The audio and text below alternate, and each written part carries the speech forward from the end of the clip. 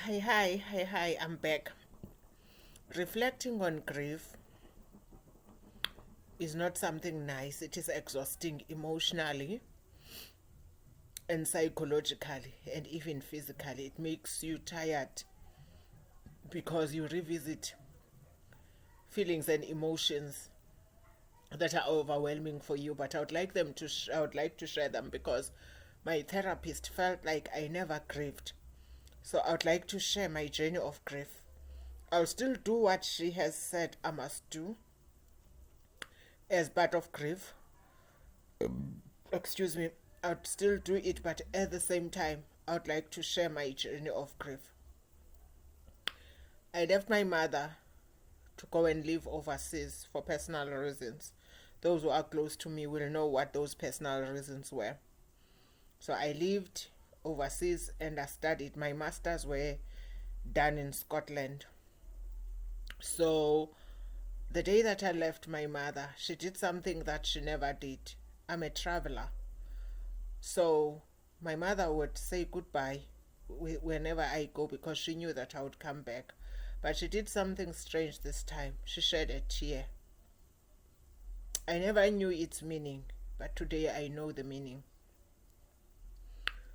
Um, Initially, my mother was not comfortable with me leaving the country, but after I addressed her, she agreed. And today I wish I did not leave the country because part of my grief was associated with the fact that I regretted leaving her because I realized later that I was her pillar of strength, I was her hope, and when things went wrong, she relied on me. At the same time, my mother was the mother who would have said, "Follow your life, don't stay at home for my sake." And when I did that, my siblings were older. I knew that they would take care of her, which is what they did. So I left the country. Uh, but as I was gone, uh, one thing that I did was to call my mother every other day. But she was complaining that I must come back because things are not going well at home. I promised her that I would come back as soon as I get my degrees because my studies were very expensive for me to just pack my bags and come back to South Africa. Cool. This morning I was going to work, but I also had a meeting at university when I woke up. So in South Africa, we are 2 hours behind from UK. I was in Scotland. So there was a message as I woke up preparing my day.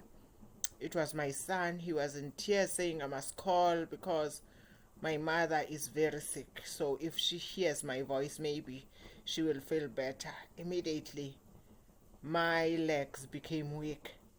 And I answered back and I said he must pray. I assured him of praying wherever I was. I think I didn't have enough airtime to call immediately that time. But I didn't call immediately, but a few minutes later, it was even hardly 5 minutes later, he called back and he said, "She's gone. She passed on." I sat there, not believing what he was saying. Then I had to call someone and ask them to go and confirm what my son was saying, of which later he confirmed it, and I knew that my hero was gone. My pillar of strength was gone. I remember imagining what she would have said if she was alive. So there was a song that kept on playing in my mind, which was saying, "Even if things are like this, we will go on with life," because I knew that my mother would have said that if I was there in her dying bed. Her death with wish would have asked to continue, not to give up in life. So I remember when my sisters were calling, I was trying by all means to pretend that I was okay, even though I was not okay, so that they become stronger. Because I didn't want to fall apart where I'm far away from them. So soon I prepared to come to South Africa. I'll never forget the day that I came. I was picked up from the airport.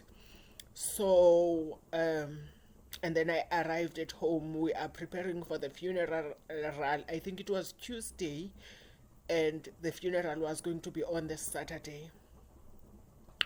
I would like to talk about grief. That is why I'm sharing this. Maybe it can help someone in their journey of grief. I know that I'm not going to finish it today. I will just load this video and pause because it's too much for my emotions. But I'm also doing it for my own healing.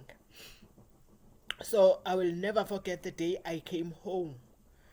There were people in the lounge. You know, in African culture, when someone has passed on, there are lots of people, relatives, extended family who come, and those people would sleep over until the funeral is gone. So there were lots of people. I tried not to cause drama. I kept it together. I hugged people. And when I was done hugging them, I knew that the attention was on me.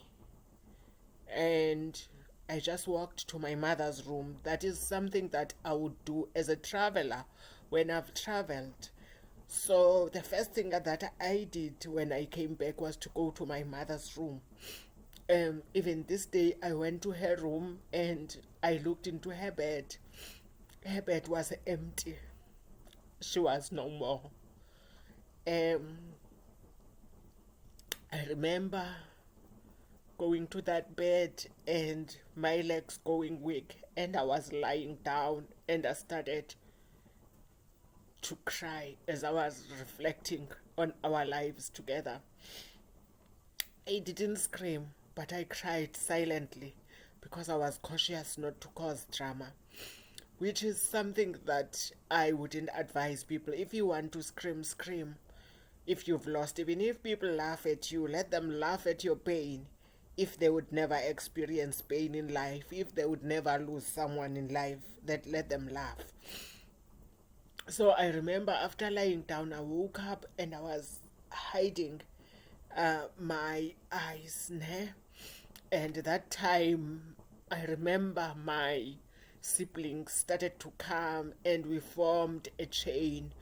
And my younger sister let herself cry. I think she never cried during that time. Then when she saw me, I think she allowed herself to be a child because I was there now as the older sister. Because I heard that for the first time she also fell apart. Then she screamed. And then as we screamed, we held each other, comforting each other, crying. It was not a cry of drama because I wouldn't cause that drama, although I wished I caused it.